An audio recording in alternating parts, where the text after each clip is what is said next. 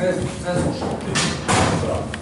Ce que je vais essayer de dire de façon, non pas improvisée, de façon simple et de façon familière, c'est pourquoi quelqu'un comme moi qui suis un enquêteur de longue haleine sur les thèmes de l'art chrétien dans l'art aussi bien d'Occident que d'Orient, pourquoi l'œuvre de François-Xavier Boissoudy me paraît une très bonne nouvelle, quelque chose de très neuf, très singulier et très important.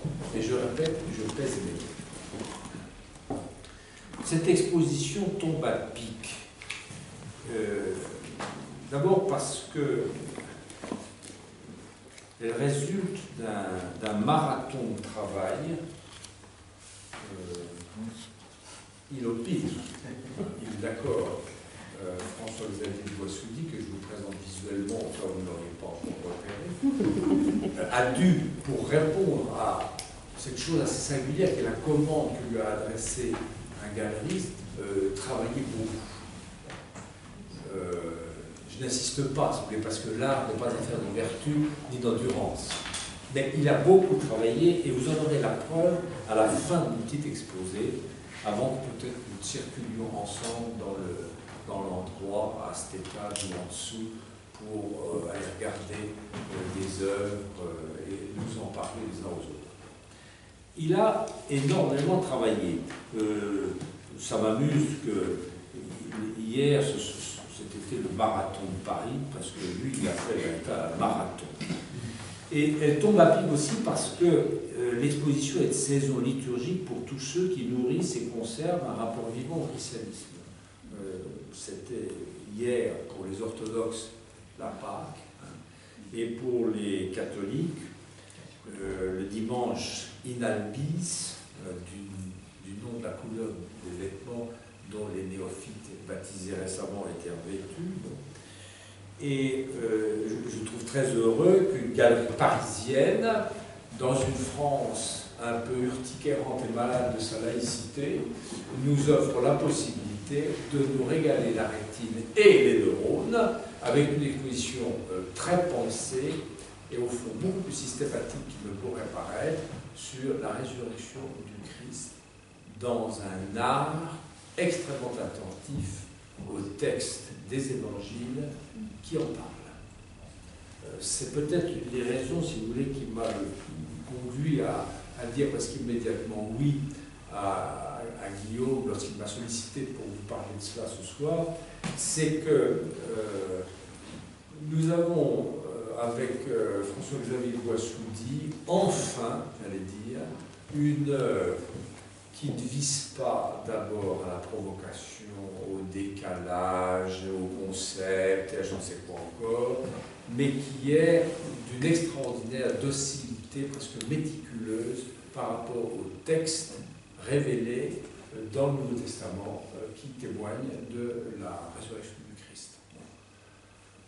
J'ose dire que ça n'est pas courant. Dans l'art actuel, je me réjouis que cela existe. On nous annonce, et je m'en réjouis très profondément, les derniers jours de l'exposition Jeff Koons à Pompidou. Et j'ai le plaisir de vous annoncer les premiers jours de l'exposition François-Xavier Boissoudy. Je m'amuse de ce rapprochement symbolique et j'aimerais qu'il soit prophétique d'une mutation, si vous voulez, qui sonne le déclin du clinquant et la reprise d'intérêt pour la peinture inspirée par autre chose que le toc fluo et la spéculation financière. Bon, tout le monde parle long sans en parler, ben, il faut bien dire les choses dont on est convaincu. Bon.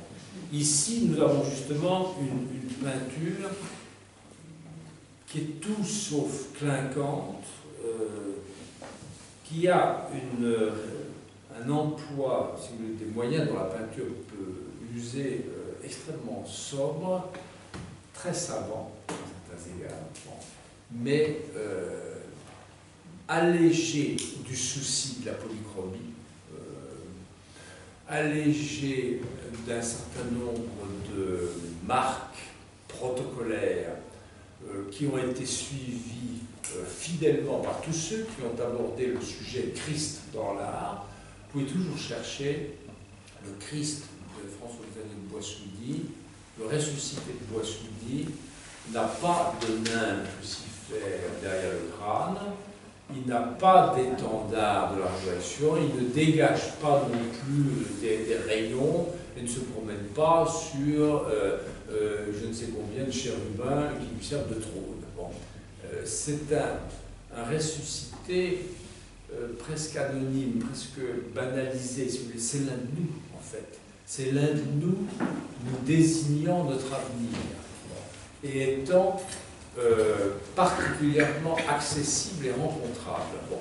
Et peut-être qu'au fond, pour qualifier ce que la prise de position esthétique et picturale de François-Xavier de Boissoudy a de particulier, le mot rencontre est-il encore le meilleur? Alors je voudrais m'expliquer de cela. Rassurez-vous, je vais continuer mon petit exposé systématique pendant encore 10 minutes, un quart d'heure, et ensuite on va parler des œuvres et comment dire, se renvoyer la balle. Ici, vous avez donc quelque chose qui est 2 ou 3 fois singulier. Je disais à l'instant, vous avez ici un ressuscité qui est très différent de celui que présentent les deux expositions parisiennes actuelles du musée du Louvre, la fabrique des images religieuses, Rome, Paris, 1596-160, je crois, qui fait diptyque avec l'exposition Nicolas Poussin et Dieu. Allez voir ça, c'est très parlant. Et surtout, emmagasiner ce soir dans votre mémoire rétinienne ce que vous allez voir du Christ ressuscité, de la rencontre du Christ ressuscité, et comment, à l'époque de la Contre-Réforme, dans le souci qu'a eu l'Église romaine de rétablir, au fond, la pleine légitimité de la fabrication, de l'exposition et de la vénération des images par les chrétiens latins, la différence de climat entre ce Christ presque incognito, mais immensément rencontrable, et puis un Christ de la Contre-Réforme qui est quand même un victorieux, qui affiche les signes de sa victoire, d'une manière qui est un peu, qui crée quand même une sorte de distance, si vous voulez, entre le spectateur et lui, dans la mesure où il a quelque chose d'un guerrier triomphant, vous voyez, et il est nimbré de gloire, il est impressionnant. Bon, alors, j'allais dire, c'est très bon pour la foi de tout un chacun, mais en même temps, cela crée une sorte de distance qui, ici, est abolie. Et je reviens à mon intuition, enfin l'intuition, c'est pas une intuition, c'est plutôt un résultat d'enquête, c'est que François-Xavier Boissoudy a peint et mis en scène un Christ infiniment rencontrable, probablement parce que lui-même a vécu l'expérience bouleversante de la rencontre du ressuscité sauveur. Bon. Alors, je ne vais pas m'étendre sur cet aspect, je ne confonds pas cette conférence ni avec une homélie, ni avec une démonstration de théologie, vous voyez, mais je ne crois pas manquer à la discrétion en disant que c'est une œuvre qui a comme présupposé un grand bouleversement intime de quelqu'un qui a souffert, comme chacun d'entre nous, peut-être même un peu plus que chacun d'entre nous, d'être habité par une sorte de haine et de rage, et que la rencontre du Christ ressuscité a libéré de cela. Bon. Et du coup, ça se reflète, je crois, dans sa peinture, qui est une peinture qui est construite tout entière, je crois, sur l'idée de témoignage de la rencontre. Vous n'avez ici que des témoins de l'heureuse rencontre du Sauveur ressuscité. Bon. Vous chercherez en vain les marques ou les résidus, les restes des autres façons d'évoquer le ressuscité dans l'histoire de l'art. Je me suis fait une sorte de grille. Je dis au fond, les peintres qui veulent scène la figure du ressuscité. Comment s'y sont-ils pris? Eh bien, de 5 façons. Excusez-moi, c'est ce petit aspect court de ce soir. Déformation professionnelle ne va pas durer longtemps. Premièrement, par la figure d'un ressuscité glorieux, portraituré comme un général victorieux. Alors, on vous le campe, j'allais dire avec armes et bagages, bon, c'est pas tout à fait exact pour les bagages, mais avec tous les signes de la dignité du pantocrator victorieux ou du juge eschatologique qui règne sur les temps, qui met fin à l'histoire, etc. Bon, ce sont des peintures, des portraits de gloire. Deuxième façon de faire, d'évoquer la résurrection dans l'art, les effets sotériologiques de cet événement. Effets sotériologiques, c'est-à-dire tous les effets heureux, les effets de salut que le fait pour le Christ d'être sorti de la mort, d'être victorieux de la mort, ont eu. Je fais allusion surtout à toutes les descentes aux enfers et à tout ce que les orientaux appellent l'anastasis, le mot grec qui dit résurrection. Toutes les fois, si vous voulez, où les peintres ont montré le ressuscité, descendant aux enfers, fracassant avec sa croix utilisée comme butoir dans la porte des enfers, foulant aux pieds les verrous de toute la quincaillerie de la porte de l'Hadès et tirant à bras puissants par le poignet Adam et Ève, comme prototype au fond de l'humanité qui a végété dans l'ombre de la mort et qui peut espérer du ressuscité d'en être tiré. Bon. Alors ça, c'est l'évocation de la résurrection par les effets de salut qui sont évoqués dans la première épître de Pierre. C'est la seule façon tolérable aux yeux de l'Orient chrétien d'évoquer la résurrection. La descente aux enfers, appelée par eux anastasis. Il y en a eu aussi en Occident, mais il y a eu concurrence la troisième façon de faire d'évoquer la résurrection, qui était la sortie du tombeau. Alors, où l'on voit un ressuscité qui explose la table du sarcophage, ou qui la traverse, d'ailleurs, il y a les deux versions, ou qui est déjà au-dessus, qui flotte au-dessus, avec un air, respirant un air de victoire, et qui est considéré par les orientaux comme une plaisanterie douteuse, en ce sens que cette sortie du tombeau, il n'y a eu aucun témoin, pas même la garde que Hérode a fait placer auprès du tombeau, et par conséquent, c'est une représentation bannie par l'Orient chrétien, mais qui a été très cultivée par la tradition occidentale. Ici, vous pourrez chercher, même en dessous, il n'y a pas de sortie du tombeau. En ce sens-là, je ne sais pas auprès de qui François-Xavier de Boissoudy prend conseil, mais non, mais je trouve remarquable, si vous voulez, qu'il ait évité un certain nombre de pièges ou d'écueils. Bon. Et toujours parce qu'il a été guidé par cette espèce de boussole, à mon avis. Sa boussole à lui, ça a été l'idée de la rencontre du ressuscité qui sauve, uniquement. Donc il s'est fié à ce que les évangiles racontent à ce sujet, point à la ligne. Voilà. Et en revanche, vous avez chez lui développé exclusivement, par un choix illicite, les deux autres façons sur les 5 qui restent, c'est les images du tombeau vide et le fait que des gens s'interrogent autour de ce tombeau vide, qui est évoqué ici par la Madeleine deux fois, et puis indirectement par cette extraordinaire toile où Pierre et Jean découvrent dans le tombeau qu'il n'y a plus de corps, il ne reste plus que le linceul. Le linceul étant complètement vide. Bon. Alors ça, c'est un registre que Boissoudy va exploiter, avec d'ailleurs une grande rigueur, comme vous le voyez ici. Saint Jean a laissé Pierre rentrer le premier dans le tombeau, par une sorte de déférence hiérarchique. Saint Pierre, le patron des 12, Saint Jean le laisse passer le premier, bien qu'il court plus vite que Saint-Pierre. Le jeune âge permet de fouler plus vite. Voilà.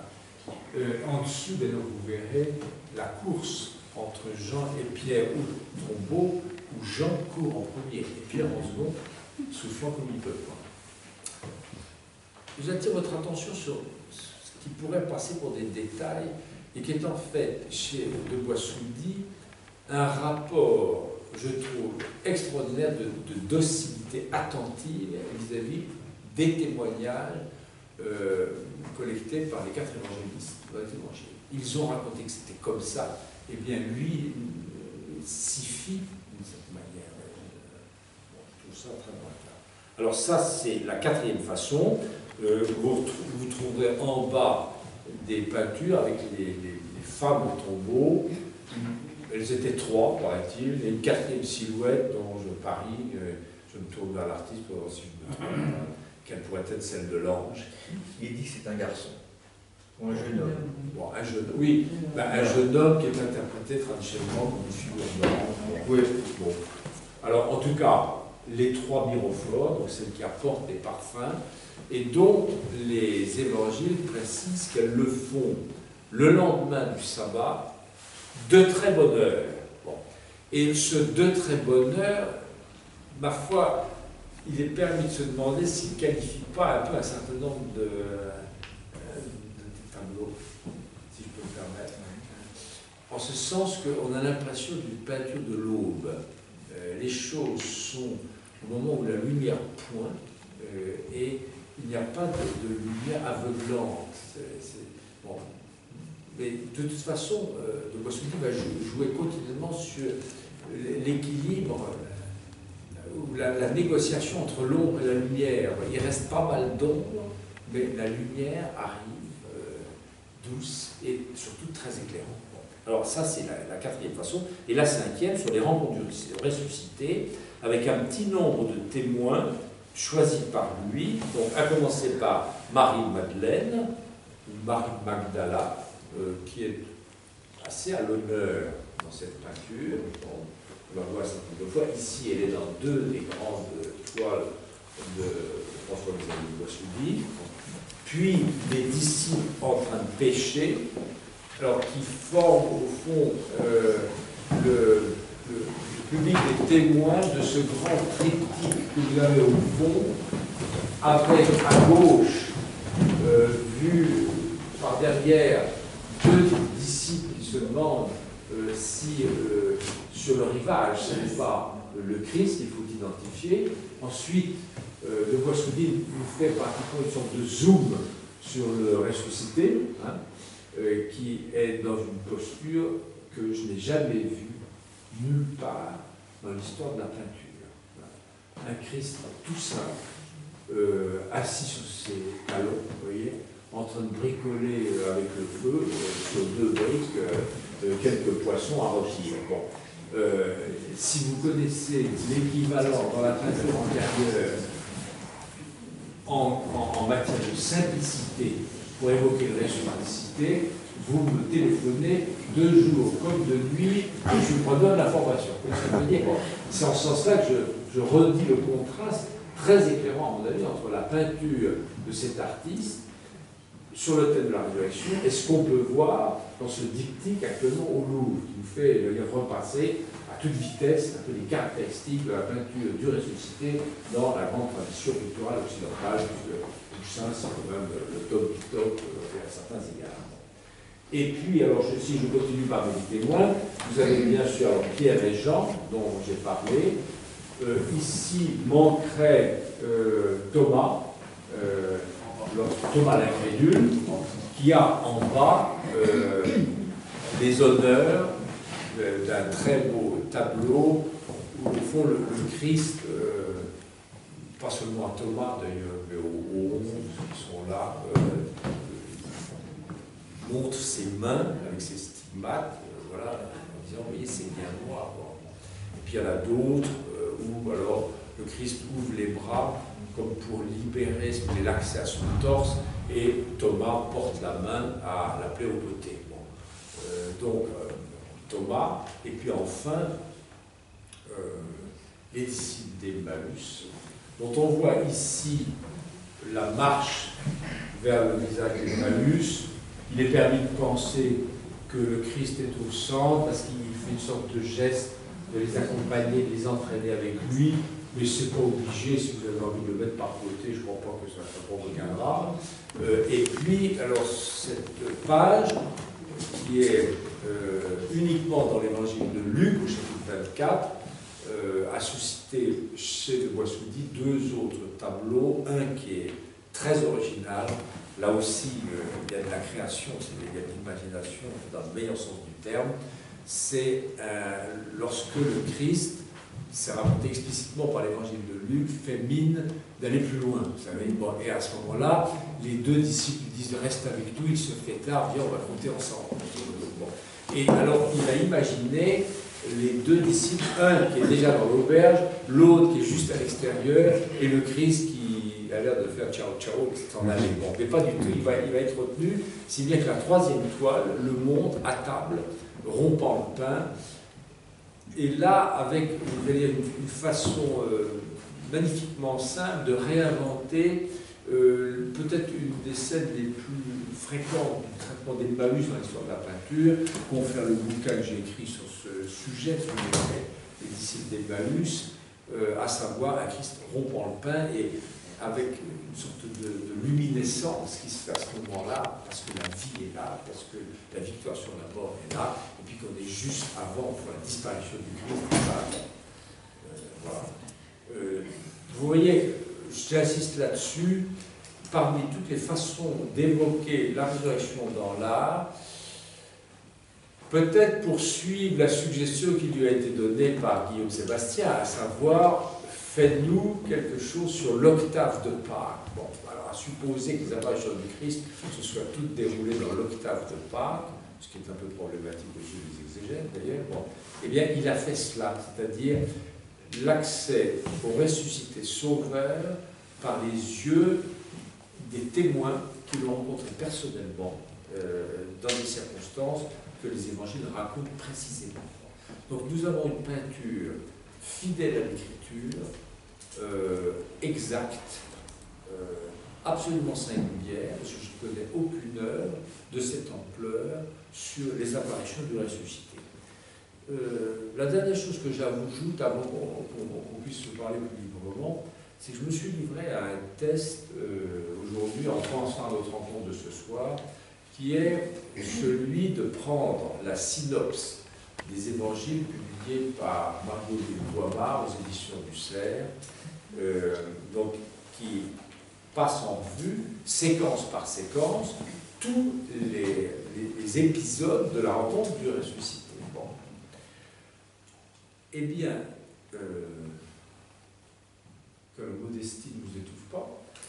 Non, mais je peux vous dire que toutes les séquences de la synopse de Boimard, au fond, se trouvent illustrées par de Boissoudy, comme s'il avait voulu être complet. Alors, je ne sais pas s'il a voulu être complet. J'ai quand même remarqué qu'il y en a une qui manque, et une seule, qui est le petit récit qui se trouve dans l'évangile de Jean, au chapitre 20, verset 22, où le ressuscité procède à l'envoi des apôtres en mission. Bon. Et il est précisé sous la plume de l'évangéliste Jean que Jésus, pour le faire, le symboliser, ou je ne sais quoi, souffla sur eux. Bon. Ce qui est encore une scène assez intrigante, dont je suis très fier d'avoir découvert dans la Bible moralisée, publiée pour Saint-Louis, dans les années 1230, 1234, une image magnifique où Jésus fait ça sur le groupe compact des 12, qui vous avez envie de lever cette patte humaine un peu pesante et encore timide et complètement inhibée par peur des Juifs. Bon. Et tu l'as pas fait. Bon. Mais à part ça, alors je reviens sur mon compliment, je suis étonné de voir que tous les passages relevant justement de la rencontre du ressuscité, du témoignage, qu'il est rencontrable, qu'il est accessible, que c'est l'un de nous, qu'il est notre avenir absolu, sont dans l'œuvre de Boissoudy avec une sorte d'exactitude et de discrétion fidèle que je salue comme un événement qui est aussi important de l'histoire générale de l'art que du témoignage de l'Église en 2015. On arrête là.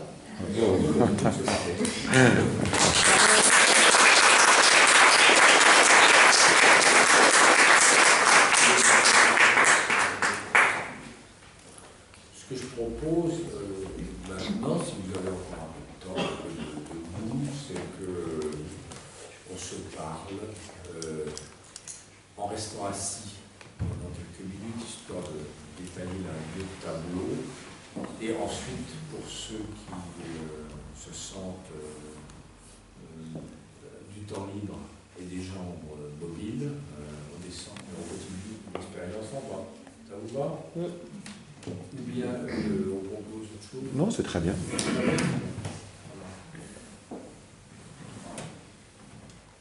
Je n'ai pas parlé peut-être de ce tableau ici, qui est intitulé « Ne me retiens pas ». C'est ça? Voilà. « Ne me retiens pas ». Dans le texte latin, « Noli tangere », ne me touche pas. En grec, « mais nous actu ». J'ai fait mon premier, je vous demande pardon de cette confidence autobiographique, mon premier devoir de théologie sur le rôle du toucher dans les miracles de guérison du Christ. Le mot aptein, le verbe aptein, revient 31 fois, et c'est très frappant de voir que Jésus est quelqu'un qui rencontre en touchant. Il n'a aucune inhibition de ce point de vue-là, et son contact est guérisseur, bienveillant.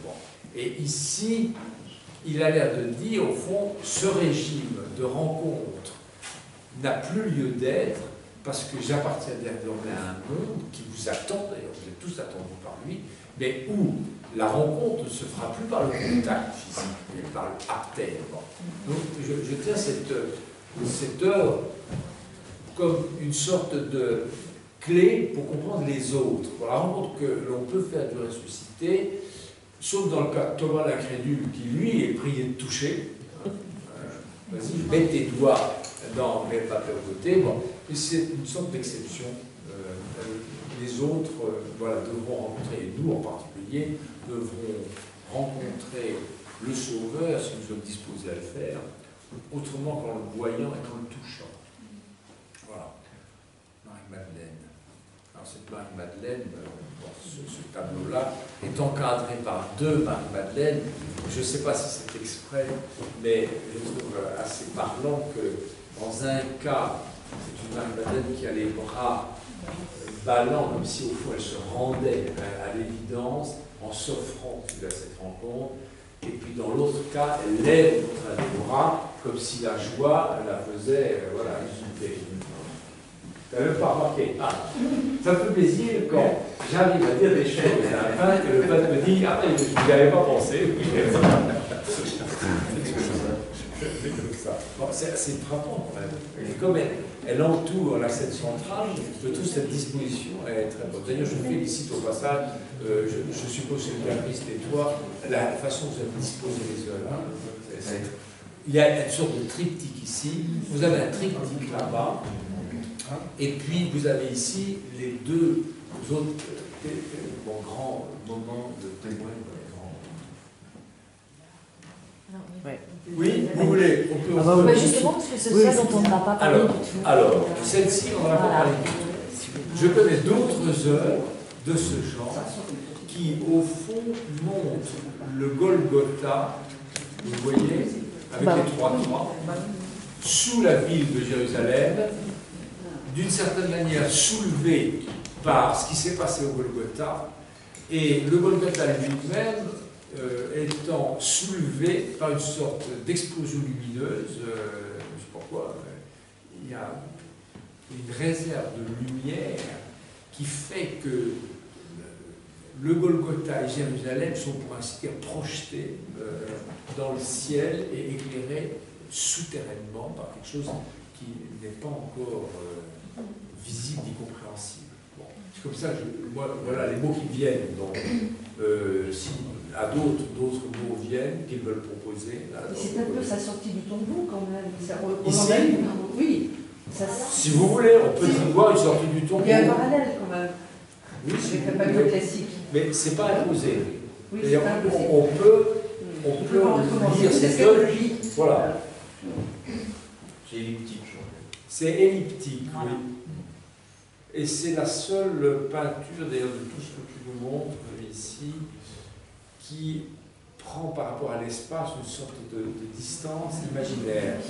Toutes les autres sont au fond des scènes proches.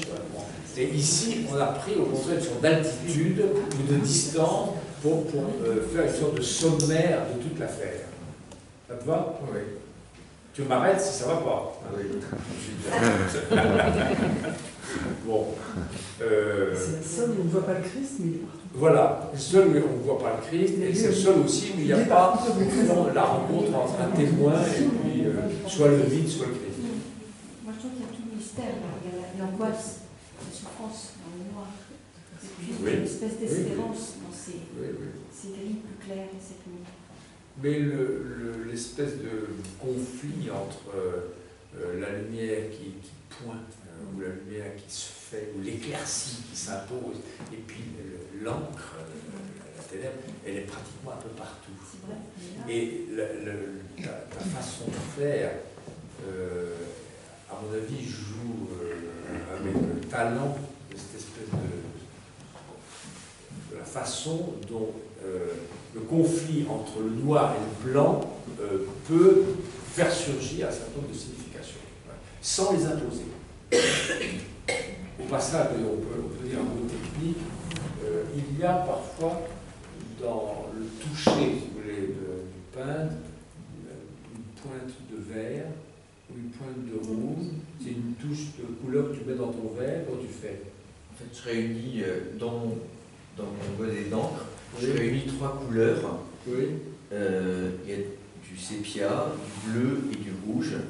Et en fait, le lavis que je fais par-dessus va dissocier les couleurs parce qu'elles ont des réactions différentes.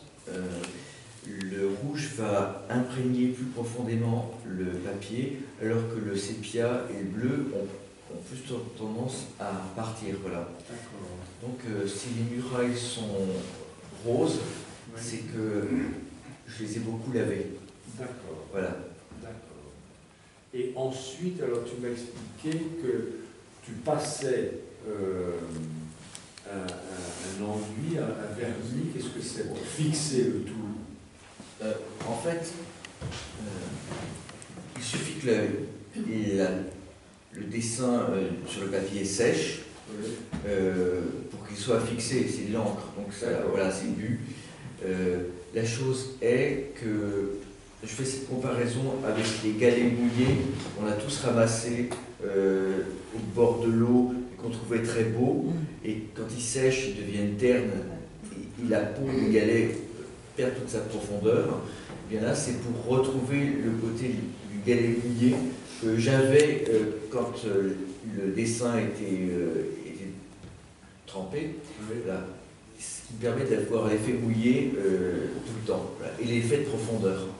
Et cet effet mouillé, pour l'œil, qui est très agréable, je le confirme, parce que je le déguste, tu l'obtiens comment? Par c'est du gel acrylique. Voilà, bon, du gel acrylique. Et ensuite, tu maroufles la toile, le papier, pardon, sur la toile. Sur la toile. Sur la toile. D'accord. J'en fais une surface lisse comme une photo. D'accord. Et ensuite, ça ne bouge plus. J'espère. J'espère. Non, a priori, ça ne bouge pas. D'accord. On n'a pas parlé du tableau du milieu, très essentiel. Derrière, ici. C'est là. Ah oui, alors ça, oui, vous faites bien. C'est une des choses très touchantes de sa peinture que je n'ai non plus jamais vue. Je vous ai dit un Christ agenouillé comme ça, enfin oui, agenouillé, assis sur ses talons, et préparant à manger aux disciples, je n'avais jamais vu. Ça non plus.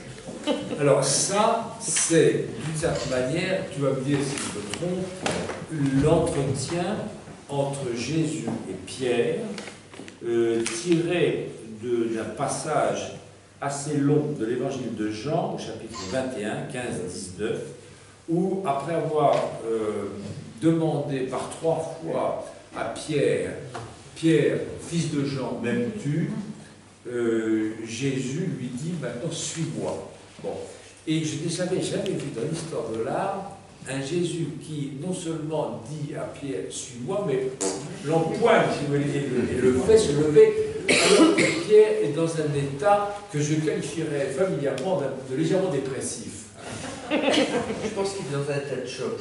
Dans un état de choc, oui. Parce que le Christ vient de lui parler de son péché, d'avoir renié, et c'est, je pense, une immense culpabilité pour Pierre, sans faire de psychologie, voilà.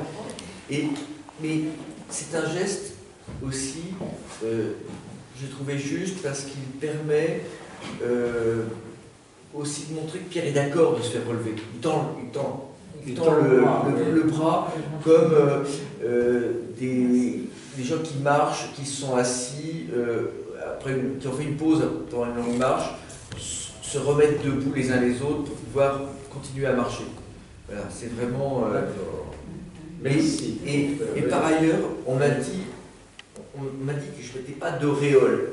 Mais en fait, j'ai essayé de transférer l'idée de l'auréole, c'est-à-dire de la gloire divine, avec le paysage. C'est-à-dire de mettre une immense lumière qui donne un peu l'idée de la condition divine, et que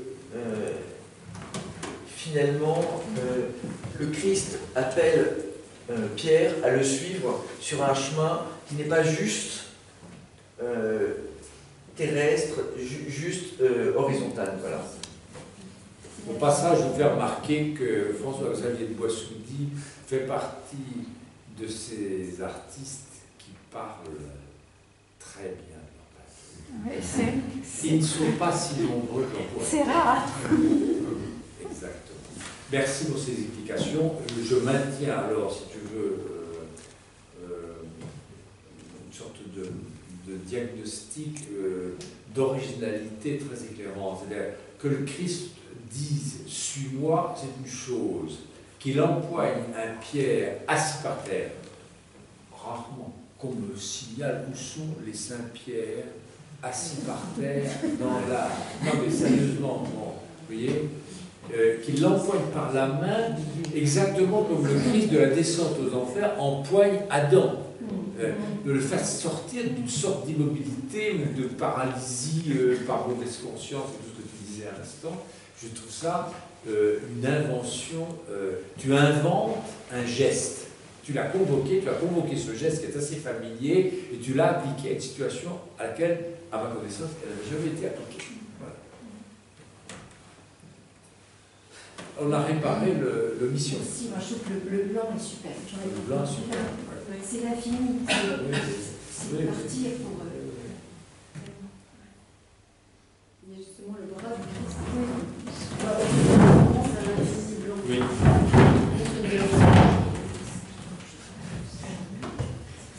Alors là, évidemment, vous entamez, comment dire, un risque interprétatif. On peut, à partir de ce moment-là, chacun y va, si vous voulez, d'idées que je lui suggère, ceci ou cela. Il faut aussi suggérer à quel point la face de Pierre dans cette œuvre est éclairée et lumineuse. Mais ses jambes aussi, il va partir. Ses jambes aussi, il va partir. Oui, bon, alors, à nous tous, on va faire un commentaire à cette œuvre, auquel aucun de nous, tout seul, n'arriverait. Ça, c'est le charme des peintures qui n'en disent pas trop, mais permettent beaucoup. Il y a une forme de peinture, qui fait que on est moins libre, au fond, d'inventer des significations comme nous sommes en train de le faire. Bon. Ici, tu as une façon, tu as une touche qui fait que tu n'imposes pas des significations, mais tu rends possible pas mal d'interprétations. Voilà. Ce qu'il y a beaucoup dans ce tableau, et aussi celui qui est à l'extérieur, la scène qui précède, c'est qu'il s'agit de l'hôtel de Pâques, mais aussi peut-être, bien qu'on soit pas au bord de la mer, avant Pâques, enfin, même tout au début de l'appel des disciples. Ah, on peut aussi. Enfin, là, oui, mais tu vois un peu ce que tu provoques. Hein. En fait, tu as quand même pensé plutôt à ce moment-là. Oui, c'est vrai. Oui, ils vont ensemble. Oui, ils vont ensemble. Oui, tout à fait. C'est juste avant, après. Et plus, dans celui qui est à l'extérieur, plus j'ai rapproché, il s'appelle Même tu, plus j'ai rapproché le visage du Christ dans mes esquisses, plus je me suis aperçu que ce dont il s'agissait, c'était de la confession. En fait, voilà, il le confesse. Et il confesse, voilà, le fait qu'il n'a pas su aimer, qu'il l'aime, et très délicatement, Jésus lui propose un immense programme, une voie de libération. C'est la confession aussi, qui suis-je? La confession de Saint-Pierre, enfin ce qu'on appelle la confession de Saint-Pierre, Ouais, en Matthieu 16, qui suis-je? Oui, la confession dans les deux sens. Dans les deux sens. Oui, je suis assez d'accord. Ouais.